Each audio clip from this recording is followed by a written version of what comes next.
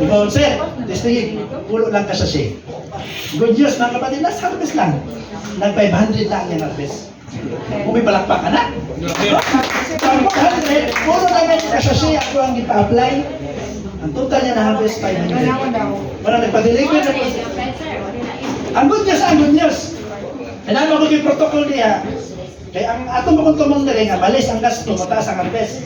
Ang good news sa ato, ino sa sir, ang gigamit ako nga tripod putin, isa rabia kasako. Kaya usually magod sa 1 hectare, 6 to 7 sacks ang magamit nga fertilizer. So lagi, Ilocana mo gusto mo, medyo kuripot ba? Pero wasa mag-expect na isa lang kasako nga tripod putin, pero may harvest ang 500 kasako. How much more ko yan, gitulog yung upat. Tama ba? Pero ang ako bagong protocol, pagmutulog kong farmer, para ma-neutralize ang acidity, dili na sa acidic, kada cropping mo minus kung isang sako. Urea ra po na akong minus.